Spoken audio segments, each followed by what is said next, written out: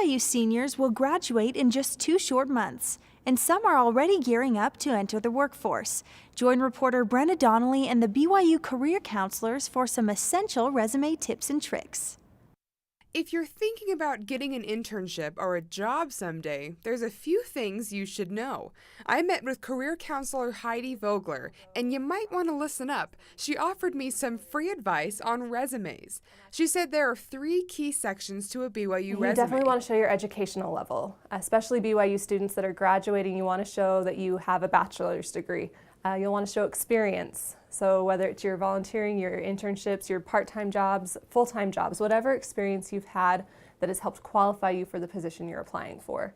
And then a third section, you often will have a skills section where you can list more of the tangible computer, language, those types of skills, or even some of your interests, just to help the employer get to know you as a person. So in your opinion, what does it take for a graduate to get a job in the workforce today? Experience.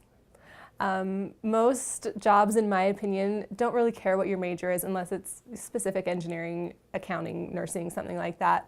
But most employers just want to see that you've had on-the-job work experience. In our office, we have students who will sit down with other students and go over some of their professional documents.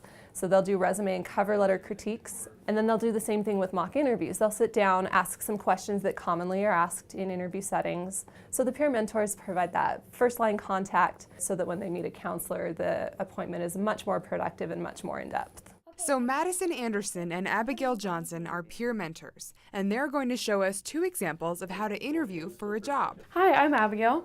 Hi, I'm Maddie. Nice to meet you. Nice to meet you too. Why don't you go ahead and tell me about yourself? My name is Maddie, and I have a dog, and her name is Fluffy.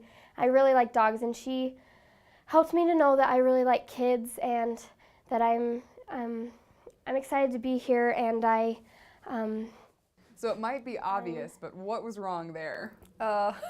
Let's start with the handshake, the dead fish handshake that nobody wants to feel, and now the interviewer is going to be completely distracted by that handshake. Madison was not engaged with the interviewer at all. She had no good eye contact. She was fidgeting, she was playing with her hair, playing with her dress, moving all over in her chair.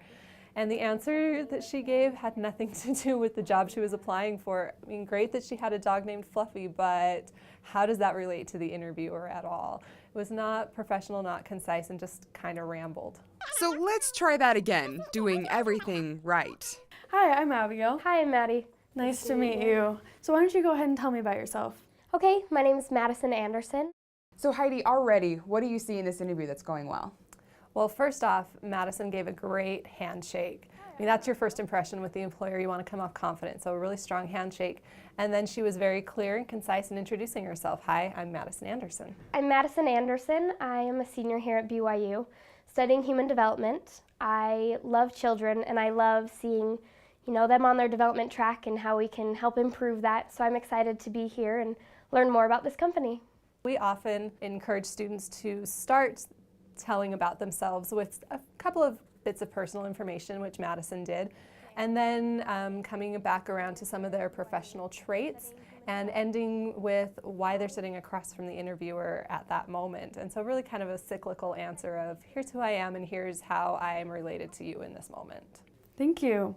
Let's go ahead and move on with the interview. Okay. So hopefully you don't see BYU students coming in performing like that bad example. That's the hope. We hope that students will take advantage of our services and come in and get that bad one out of the way in our office when it doesn't matter so much, and that we can help them learn how to be like the good interview and come across very professionally and really sell themselves to the best of their potential. So if any of that sounds good to you, visit University Career Services on the main floor of the Wilkinson Center, or read tips online at careers.byu.edu. Brenna Donnelly, BYU Weekly.